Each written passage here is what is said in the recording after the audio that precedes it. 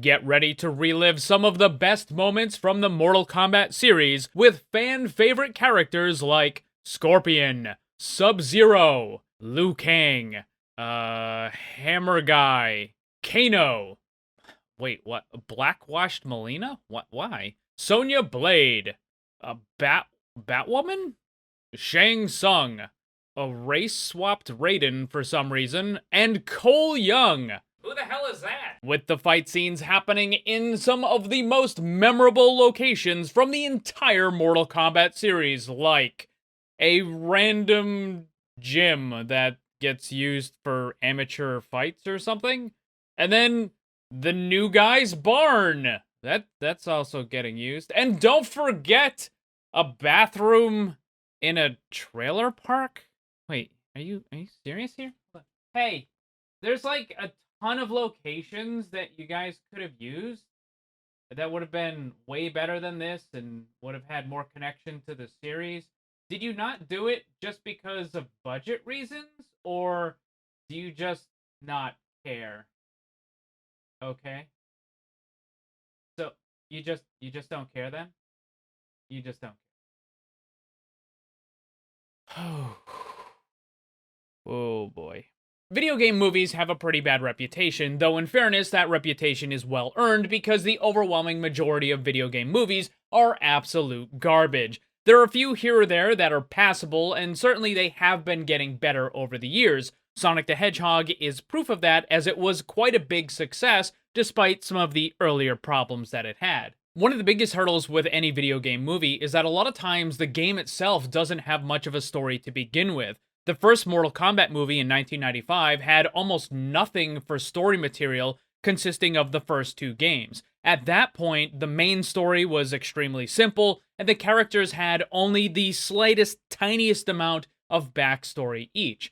Since then, the story has been greatly expanded in the comics and other games, and most recently, the entire series went through a reboot with heavy emphasis on telling a proper story. That's why it's so hard to understand, with the video game having now a completed and fleshed out story, how this movie's story just falls apart completely. Mortal Kombat 2021 is bad. Even if we ignore all the ridiculous woke garbage, and I will get to that later, it's still an awful movie overall. The acting is terrible, the writing and dialogue is worse, the CGI and special effects are kinda mixed, with some looking pretty decent, and some of it being worse than what we had in the 1995 version. The fight scenes are mediocre at best, with some of them being hilariously bad. It's a game about fighting. The movie is about fighting. I would expect that you would at least get that one thing right. The people making this movie claim that they wanted to respect the original material, and yet they screwed up simple things about the characters and made massive unnecessary changes to the lore. I understand whenever you adapt something into a movie, there will need to be some changes, but what happened in this movie absolutely was unnecessary in many cases and definitely did not respect the lore. But probably the dumbest thing in the entire movie is the fact that it's Mortal Kombat, and yet there wasn't a Mortal Kombat tournament. I'm sorry. What? They talk about the tournament and say that it will happen at some point in the future, but there's no tournament in this movie. It's like having a pizza party and the guy who throws the party forgets to order the pizza. It's a pretty important element that should have been included. Now, I've seen people say that it's a prequel and therefore it isn't necessary to have a tournament because everybody's just getting ready for it. But that's fucking stupid.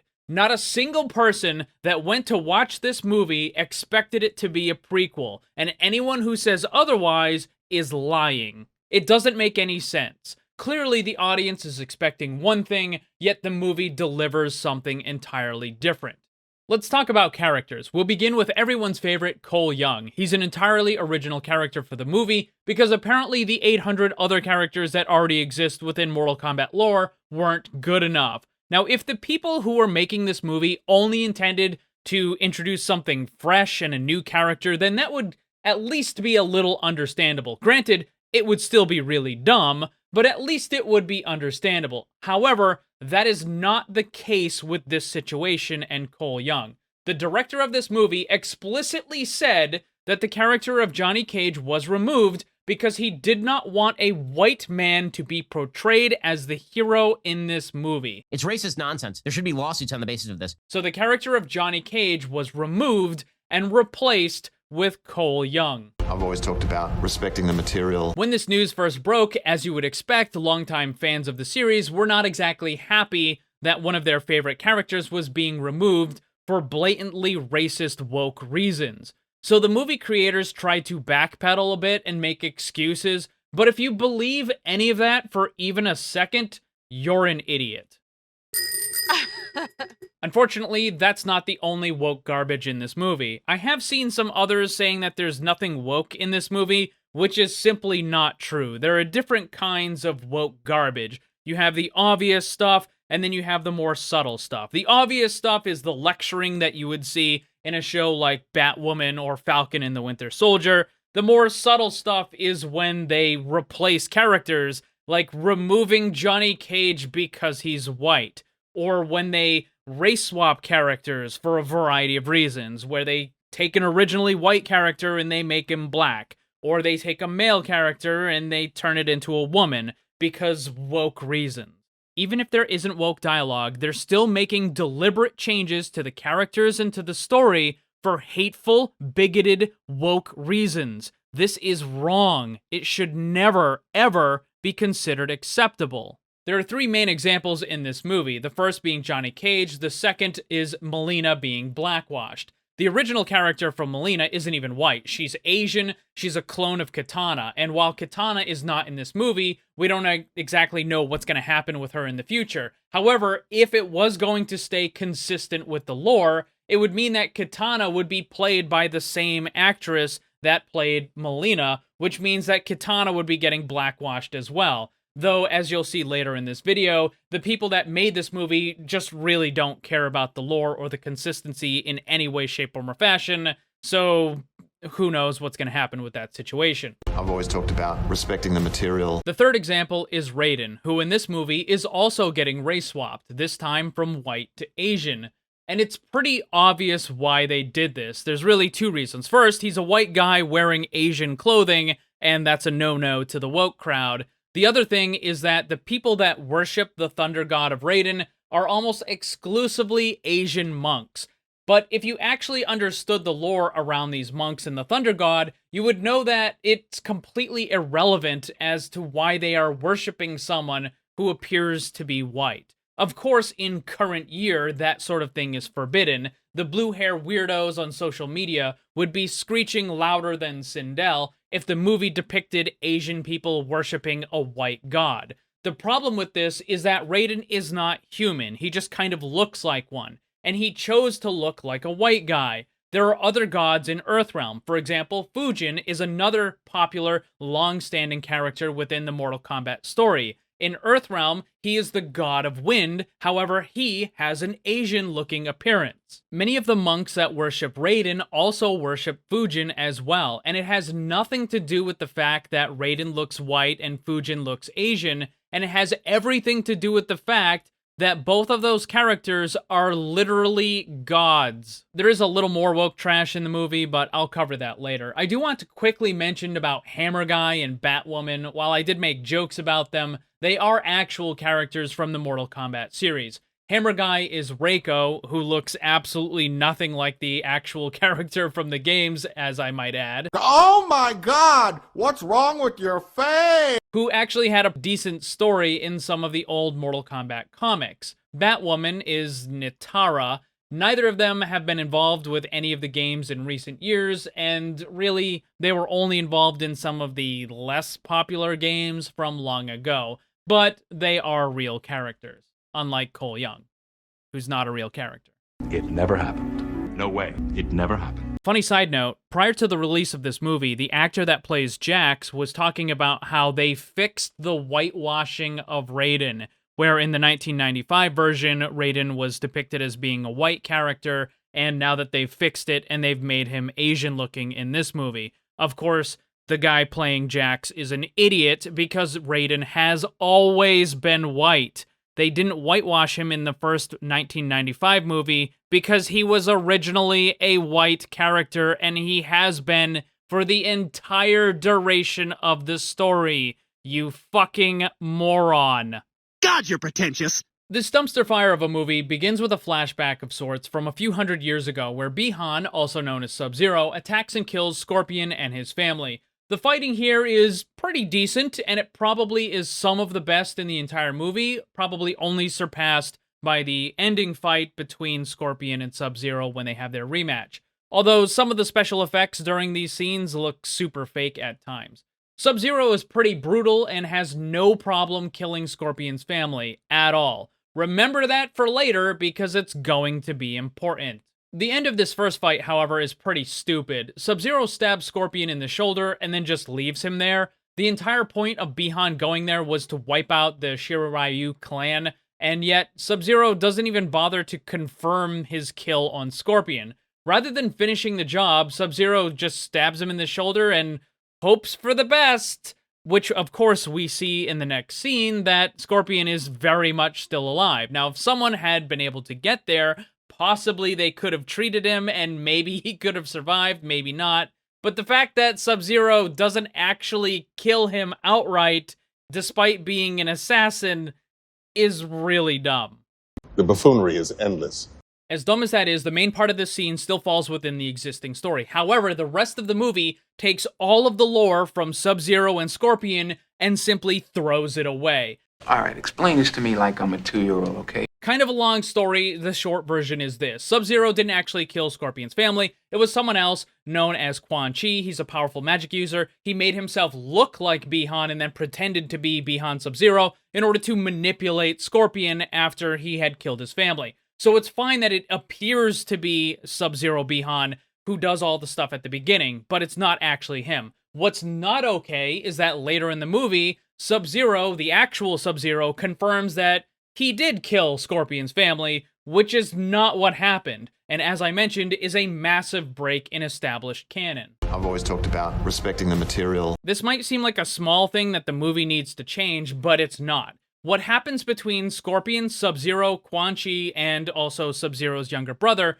are an absolutely massive part of the entire Mortal Kombat story. It leads to the corruption of Bi-Han, turning him into Noob Saibot, as well as the redemption of Scorpion, and just like a huge impact on the entire story overall. But apparently the movie creators made the big brain decision to just throw all of that away. I've always talked about respecting the material. Another major change to existing lore is the addition of one of Scorpion's children surviving. Hidden under the floorboards and later found by fake Raiden, this is the bloodline that would lead to the garbage character known as Cole Young, aka fake Johnny Cage. Cue the movie title and some on-screen text exposition. We get yet another massive change from the original story. Instead of the character of Liu Kang being the savior of the Earthrealm, we are now told that there is a prophecy that the champions will be united by Hanzo Hasashi's blood. This, of course, is fake Johnny Cage. This is terrible. The idea of using a prophecy to tell a story is not anything that's new. No matter what, it's always going to be a trope. But when done in a very subtle manner, it can be somewhat of an effective storytelling device. However, in this movie, the prophecy is about as subtle as a jackhammer. At this point, we get introduced to fake Johnny Cage, and I mean that almost literally. This movie has the bad habit of introducing all the characters in a way that is very awkward and robotic. Almost every character is introduced as if it was a video game, which, as you can probably guess, doesn't work well when it's done in a movie. Fake Johnny Cage participates in an MMA fight and loses, but no one cares. We get our first look at Shang Tsung, who is sitting on a throne in the middle of nowhere, which makes absolutely no sense, because there are a lot of people in Outworld. In fact, Outworld has more people than Earthrealm. And there are cities. Shang Tsung has his own fortress, like there's a palace, and he has all different kinds of stuff. There are tons of buildings all over the place in Outworld. Like, it is a heavily populated area. There's no reason for Shang Tsung to have a throne that's just kind of floating in the middle of nowhere. This is dumb. I've I've always talked about respecting the material. Bihan walks up and Shang Tsung begins whining about the prophecy, to which Bihan replies that he already killed Hanzo and his family, so the prophecy can't happen. Again, it wasn't Sub-Zero that did it, it was Quan Chi. This is stupid. Shang Tsung then reveals his master plan, that they're not going to wait for the tournament, but instead, they're just going to track down and kill all of the Earthrealm competitors beforehand. He tells Bihan to go and find and kill those champions, to which Bihan replies, "I am no longer Bihan, I am Sub-Zero." I don't understand why the movie refuses to introduce characters in a normal way. It's so over the top and exaggerated. That's one of the biggest criticisms of video game movies, that they sound like video games, and what works in one medium doesn't work in another. Back at the gym, fake Johnny Cage is handed a bracelet as a gift from his daughter. Remember, because it's gonna be super important later on. And then Jack shows up and asks fake Johnny Cage about his tattoo, but he says it's not a tattoo, it's a birthmark or something, and he's always had it, and it's just looks exactly like the Mortal Kombat dragon logo. This is another massive change to existing canon. What's supposed to happen is each of the realm's protectors, in the case of Earthrealm, it would be Raiden right now, he goes and he selects which champions he wants to fight for Earthrealm. However, that doesn't happen in the movie. You either have to be born with the marking, or you can take one from someone who already has it by killing them. And then when you kill that person, the marking gets transferred. What can I say except I've always talked about respecting the material. So then fake Johnny Cage and his family go to get ice cream, but are suddenly attacked by Sub-Zero. Remember how at the beginning of the movie where Sub-Zero killed Scorpion's clan and family without any hesitation and really not much effort at all? He just used a sword or froze them, killing them instantly. Apparently that was far too effective, and now Sub-Zero just throws snowballs. So now Sub-Zero's plan of attack is to stand in the middle of the street, conjure up some snow and ice, and then start throwing it at everyone in the general area. This was his plan to kill one of Earthrealm's champions. You know, instead of just walking up and stabbing fake Johnny Cage, Sub-Zero does this nonsense. You serious? And I've seen hailstorms that are more dangerous than this. I have no idea what Sub-Zero was thinking right here. Jack shows up, and fake Johnny Cage and his family are able to escape. This is followed by a huge chunk of exposition delivered by some extremely bad dialogue from Jax. Sub-Zero, once again, shows up out of nowhere, but instead of driving in a different direction, you know, just putting the car in reverse and then heading the other way, Jax decides to get out of the car and fight Sub-Zero by himself, while fake Johnny Cage just does exactly that, turn the car around and drive away. The fight scene between Jax and Sub-Zero is okay. It's not amazing, but it's not awful either. Jax ends up losing when Sub-Zero freezes both of his arms and destroys them, and Jax is left for dead. Fake Johnny Cage drops his family off somewhere and then heads over to Sonya Blade's house, where we learn that she and Jax were both special forces. The flag is backwards in this picture, by the way. A 10-second Google search would have told you that. But then again, if the movie creators can't be bothered to do even the slightest amount of research on the characters within the story, then I guess this is asking a little too much. It is a tale told by an idiot. Sonya reveals that she and Jax have been trying to discover the meaning behind the dragon markings and the rumors of a tournament called Mortal Kombat, something that, for some stupid reason, doesn't actually happen in this movie. We then get introduced to Kano and yet more changes to the existing canon. In the normal story, Kano is a nemesis to Sonya, and that's because he killed one of her Special Forces partners, and a main part of Sonya's story arc is finding Kano and bringing him to justice. Kano is always depicted as being ruthless and a very serious threat. Except in this movie, where Kano has been turned into a clown and serves as nothing more than comic relief. Sonya didn't even try to track him down for killing her partner, but instead, she just happened to run into him by pure chance before the events of the movie ever happened. Because he ended up with one of the dragon markings, she and Jax decided to take him captive. And that's another part of the woke garbage in this movie. The only white male character in the entire movie is reduced to a bumbling, ineffective, cowardly, worthless idiot. And anyone who thinks that wasn't done specifically on purpose is a moron. I hate this. It is revolting! After a lovely bit of terrible exposition and dialogue, the group is attacked by Reptile. The fight is essentially human characters swinging at empty air and pretending to get thrown around since Reptile is invisible. It's not really all that well done. Kano manages to stick a flare on Reptile, and it begins running around the building, which sets a lot of the stuff on fire. We also get this masterpiece of fight choreography.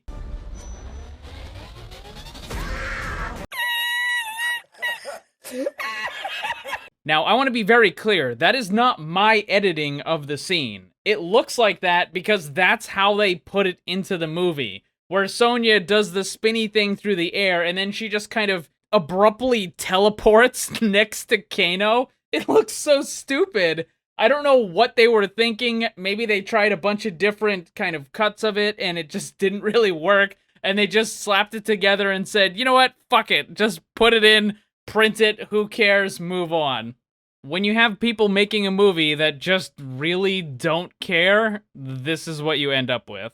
How embarrassing. And then the group kills Reptile. Sonya starts whining because all of her research that she's been collecting for years has been destroyed, because of course, apparently she wasn't smart enough to make copies or even use her phone to take pictures of the stuff. Nope, none of that happened, so now all of it is gone. But very conveniently, Kano just so happens to know the location where they need to go to next, namely Raiden's temple.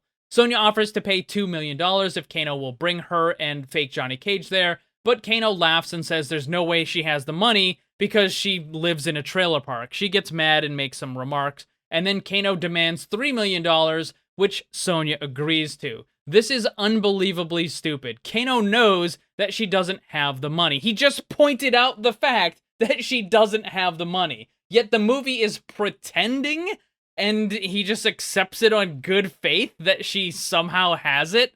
Where? Not even a minute later, though, she even admits to fake Johnny Cage that she doesn't have the money, and she says, look where I live. Do I look like I have the money? Like, they are Kano knows she doesn't have the money. They are pretending that this situation is actually happening because they need to move the plot along. It is so incredibly stupid. This is the worst! As it turns out, Kano knows someone with a plane that can take them near the location of Raiden's temple, which I would assume is on the other side of the world.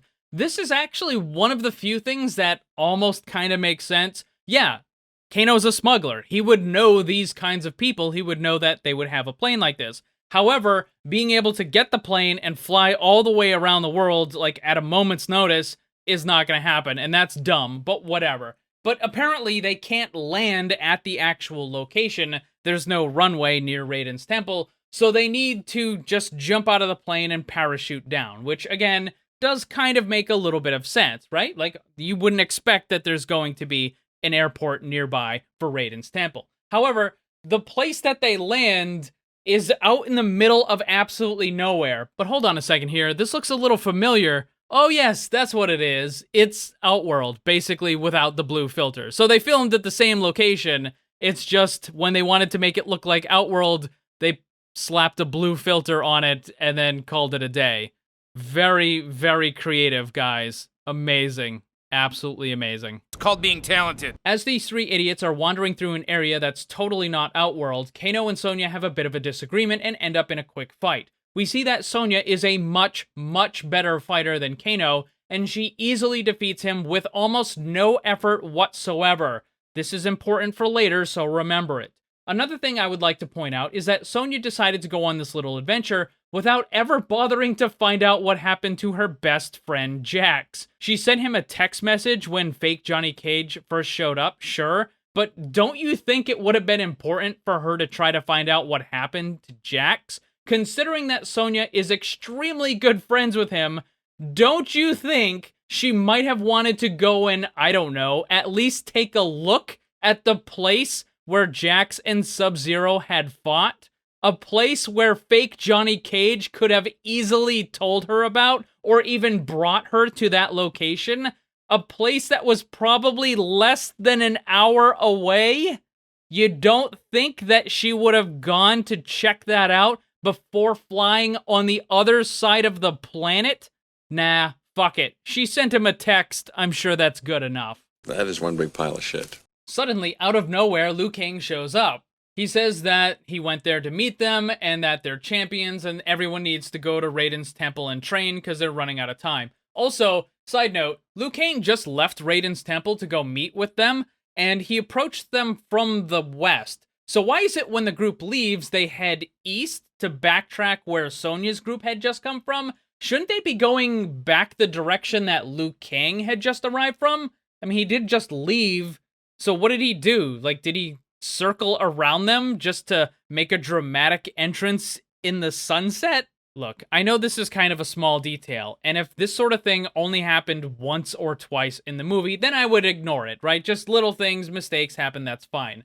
But when this sort of stupid stuff happens again and again and again throughout the movie, it's kind of a pattern. Upon arriving at the temple, we learn anyone with a dragon marking is able to access a special kind of power that is unique to that person. Liu Kang and Kung Lao have already developed their power, and now fake Johnny Cage and Kano must develop theirs. But since Sonya doesn't have a marking, she won't be able to. During this scene, Kano steals something from the temple. Liu Kang sees it and demands Kano return it. The thing that Kano steals is the Amulet of Shinnok, one of the most powerful objects in the entire Mortal Kombat universe. I don't know what's more stupid, the fact that it was left out in the open on a table where anyone could just grab it, or the fact that one of the most important objects in the entire Mortal Kombat universe has been reduced to an Easter egg as part of a stupid joke. I've always talked about respecting the material. But don't worry, it gets worse, because suddenly Jax appears in the next room. Have you noticed a pattern where characters will just appear out of nowhere whenever the plot needs them to? It's almost as if the movie has terrible writing. The explanation for this situation is that Liu Kang is responsible for gathering up the champions of Earthrealm. This is because Raiden knows who they are and where they are, so he can just send Liu Kang to those locations in order to retrieve them. Which really makes you wonder why he didn't just do the same thing for fake Johnny Cage and Kano before they had to fly all the way around the world on a plane. If you can just teleport, it kinda makes it easier. Just saying. Jax is heavily injured and missing his arms from the fight with Sub-Zero. Liu Kang has sent for help in the different realms in order to treat Jax, and the result is some sort of weak, soy boy-looking robotic arms. At this point, the group goes to meet with fake Raiden, whereupon Kano is once again turned into a clown and reduced to comic relief. Shang Tsung shows up out of nowhere, again, with Sub-Zero and fake Mileena. For some reason, from here forward, Shang Tsung's eyes turn black from some kind of magic or something. I don't know why they did this. I'm pretty certain that this has never happened in any of the games ever, and I don't know why they felt the need to make the change in the movie. I mean, it's a small thing. It doesn't really matter. It's just odd. Regardless, Shang Tsung is still carrying on with his stupid plan of eliminating Earthrealm champions before the tournament even starts, which, by the way, I don't think the Elder Gods would actually allow. Yes, they do allow some level of conflict between the realms, but specifically targeting the champions of another realm in order to weaken Mortal Kombat is probably not something that they would be okay with. How about no? Shang Tsung tells Sub-Zero and fake Mileena to attack, but fake Raiden creates a barrier of energy around the temple that doesn't allow anyone inside. This is extremely stupid for a bunch of reasons. The character of Raiden is literally a god, and because he's a god of Earthrealm specifically, he is most powerful there. If he were to travel to Outworld, for example, then he would lose a significant amount of his power. But here in Earthrealm, there are very few beings that can match his level of power. He could easily destroy Sub-Zero, fake Mileena, and also put a pretty good hurting on Shang Tsung. Or at a minimum, he could just teleport the three out of Earthrealm entirely and send them back to Outworld. Shang Tsung trying to attack Raiden directly in Earthrealm is unbelievably stupid and almost guaranteed to fail. Not a great plan. The Earthrealm champions begin training, but Sonya is told that she's not allowed to because she doesn't have a marking, and it is incredibly obvious that she's going to end up getting her marking by killing Kano. I mean, if you couldn't see that coming, I don't know what to tell you. I will say, however, that during the little training montage with Kano and Liu Kang, it is pretty hilarious to see the leg sweep joke. When Mortal Kombat first came out, the very first game in the arcades, one of the best strategies against people that didn't know how to play the game was to just repeatedly leg sweep them. It was surprisingly effective, and for all the faults that this movie has, I will give credit to this scene as being genuinely funny. Yep, that's a good one. Kano eventually develops his power in the form of a laser beam that comes from his eye. In the game, the laser comes from a cybernetic implant and is not magical in any way. Fake Johnny Cage still unable to manifest his power, so fake Raiden tells him about his ancestor Hanzo, also known as Scorpion. He says that after he died, Scorpion was sent to the Nether Realm, which is a hellish realm where he searched endlessly. We wouldn't know that because every single time we get a glimpse of Scorpion from within the Nether Realm, Scorpion is literally just standing there. He's not searching anything. He's just standing there like a statue. Every single time we see him throughout the entire movie, there's like a dozen times, Scorpion is just standing there. He's not searching, he's not looking for anything. He's just standing there, and that's it.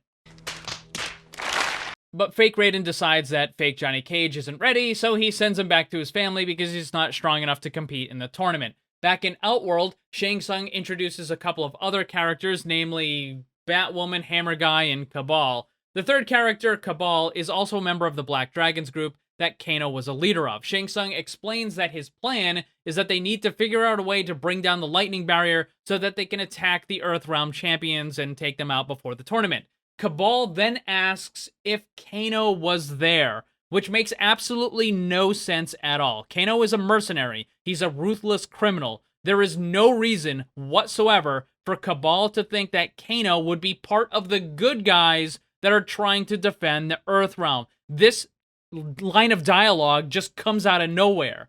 This is even mentioned in the next few lines of dialogue where Cabal says that Kano is a low-life piece of shit scumbag. So it's completely absurd that Cabal would bring it up, but the plot needs it to happen, so it does. And then Cabal just, again, magically shows up outside the energy barrier at Raiden's temple and quickly reaches a deal with Kano, who is now going to help bring down the barrier. And he ends up using his new laser eye thing to destroy Raiden's Dragon Scepter, which causes the barrier to fall. None of this makes sense. Shang Tsung and his minions return and begin attacking the Earthrealm champions. For the most part, the Earthrealm champions get their asses kicked. These fight scenes are just terrible, though. Low energy, very poorly choreographed. For some unknown reason, fake Mileena decides not to kill Sonya Blade even when she has the chance to because Sonya is not a marked champion, which is just unbelievably stupid. She's still an enemy. She's still working with fake Raiden. This is not how Mileena would behave, and it just doesn't make any sense to begin with. Then Batwoman shows up and dies about 3 seconds later. Seriously, I'm not exaggerating. She flies in, Kung Lao jumps on top of her back, and then she immediately dies by getting cut in half by the spinning hat. What good are you? Do you have a brain? Okay, I get it. It's a good callback to one of Kung Lao's moves, but this character is pointless. They introduce Batwoman and then have her start the fight, and not even a couple seconds later, she gets killed, and that's it. It's a throwaway character for the sole purpose of Kung Lao being able to say the line, "Flawless victory." It's just dumb. Meanwhile, back at fake Johnny Cage's house, Goro arrives, beats him up a little bit, but when Goro tries to go after fake Johnny Cage's family, that's when fake Johnny Cage learns the power of love. The bracelet that his daughter gave him manifests as his power, giving him what is essentially unbreakable armor. Seriously, it is completely impervious to Goro, to Mileena, to Sub-Zero, to basically everything. Not only does the armor stop all attacks, but it also builds energy from those attacks that fake Johnny Cage can then use to power up or to use as his own attack. Oh, yes, and fake Johnny Cage also has the ability to manifest two-bladed tonfas. So basically, his power is better than everyone else combined. Is that a fact? That's a fact. What's even more stupid about this situation, besides massively overpowering the character that absolutely no one cares about, is the fact that during all of fake Johnny Cage's fights, his opponents learn that they can't get through the armor. Whether it's Goro, Mileena, Sub-Zero, whoever, they can't get through the armor, yet they keep trying to hit it. Again and again, they go after the armor, rather than, I don't know, hitting him in the head, or the legs, or, somewhere else. So now, using the power of love and also some swords, fake Johnny Cage is able to very, very easily kill Goro. Remember in the 1995 movie, Johnny Cage fought Goro, but it was clear that Goro was much stronger than Johnny Cage, so he had to be smart and adapt his fighting strategy in order to win. This movie deliberately removed Johnny Cage because he was a white male. He was then replaced with a non-white character who is stronger in every conceivable way and is now able to do the same thing that Johnny Cage did in the first movie with absolutely no effort whatsoever. If you don't think that was done on purpose, then you're an idiot. Back in Raiden's temple, Jax sees that a large piece of stone has fallen onto Sonya. Jax is able to manifest his power, turning his wimpy soy boy arms into the cybernetic arms he would normally have in the game. He lifts a giant piece of stone easily and tosses it away. Sonya, who was just laying under about 500 pounds worth of stone, is completely uninjured somehow. At that point, fake Raiden finally shows up and decides to make himself useful by teleporting fake Johnny Cage back to the temple. He reveals that it was all part of his master plan to get fake Johnny Cage to manifest his power. It should be noted that a big part of this plan was the possible or likely death of fake Johnny Cage's entire family. Something that fake Johnny Cage just never even seems to bring up. What? Then fake Raiden teleports the Earthrealm Guardians away, except for Kung Lao, who apparently he just doesn't like for some reason, and then Kung Lao has his soul devoured by Shang Tsung.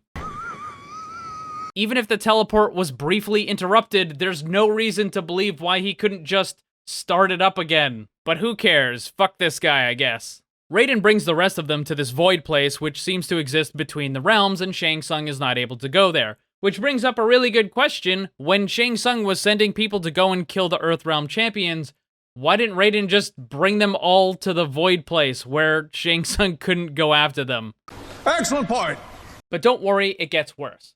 Jax then asks fake Raiden why he didn't do anything to save Kung Lao, and fake Raiden says that elder gods like him are forbidden from engaging directly, which is true, except that he has been engaging directly the entire movie. He just teleported the entire group out of danger and into that void place. He also rescued Jax earlier in the movie when his arms were destroyed by Sub-Zero. But the fact is, we can ignore all that because Raiden is not an Elder God, you fucking morons. I've always talked about respecting the material. Raiden is the Thunder God. He was Earthrealm's protector for a very long time until the events of Mortal Kombat 4, where he was finally granted Elder God status. His brother Fujin then takes over as protector of Earthrealm. So if we were at the point in the timeline about Mortal Kombat 4, then yes, Raiden wouldn't be able to interfere with anything because he would be an Elder God.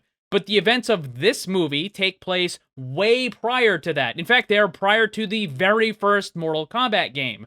Raiden, right now, is not an Elder God. He absolutely can and does interfere with anything that poses a threat to Earthrealm.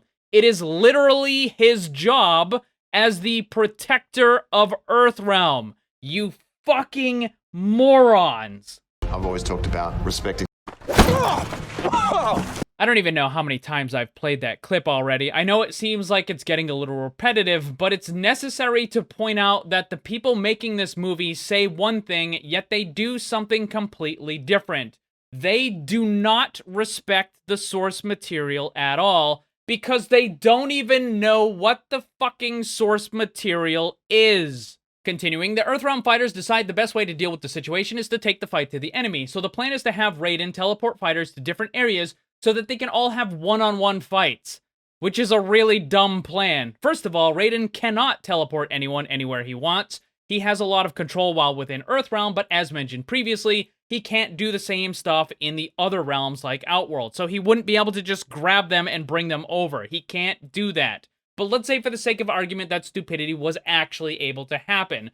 Would it not make more sense to have Raiden teleport the entire group of Earthrealm fighters to a single location with just one of the enemy? That way the Earthrealm fighters could easily kill them one at a time. Or you don't even have to do that. If Raiden can teleport anyone anywhere he wants to, why doesn't he just teleport fake Mileena into the void with the Earthrealm fighters? That way they all jump her, they kill her, and then after she's dead, Raiden goes and grabs Hammer Guy. And then they can do it with Cabal and Sub-Zero. And they could even do it with Shang Tsung. I'm like, they could have a whole bunch of people just sitting in the void, and Raiden just starts grabbing them one at a time and bringing people in, and they get annihilated. Now, I know what some people might be saying, whoa, hold on. The Earthrealm fighters are the good guys. They wouldn't try to do that because it's not fair. Except, that is literally the exact plan that they have for Sub-Zero. Fake Johnny Cage explains the plan that they're going to go and try to take out all of the other fighters one at a time, and then as an entire group, they're gonna go after Sub-Zero. So it's not that they're unwilling to do it, it's just that they're too stupid to do it with anyone except for Sub-Zero. Ironically, this is the exact same strategy that has to get used in order to defeat fake Mileena. When fake Johnny Cage is fighting her, Sonya jumps in from behind and kills fake Mileena. Why didn't you do this for everyone, you morons?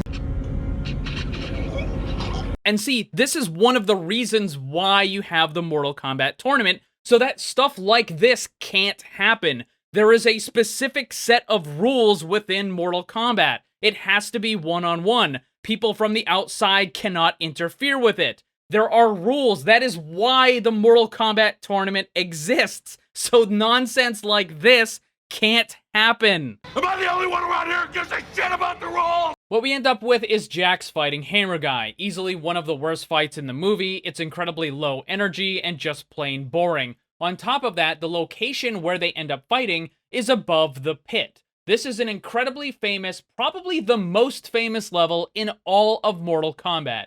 Because when you defeat your enemy, you can just uppercut them and knock them off into the pit. So as a fan, when you're watching this, you expect the outcome of this fight to be Jax knocking Reiko into the pit. Except that doesn't happen. Jax still wins, and he ends up crushing Hammer Guy's head, but instead of just kind of like nudging him or pushing him off the edge so that he falls into the pit, you know, kind of what you would expect, it doesn't happen. Jax just makes a stupid comment and then walks away.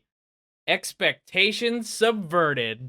Sonya ends up fighting Kano at her own house in the trailer park. Apparently, Raiden teleported Sonya there ahead of time, and then teleports Kano a little bit later after Sonya has made preparations. I would like to point out that in the previous fight between these two, Sonya absolutely mopped the floor with Kano. There was no challenge, no effort whatsoever. The second fight really wasn't even a fight because Sonya lost to fake Mileena, and then Kano just kind of threw her over the ledge. So that wasn't really a fight. In the only fight that we've seen between these two, Sonya absolutely destroyed Kano.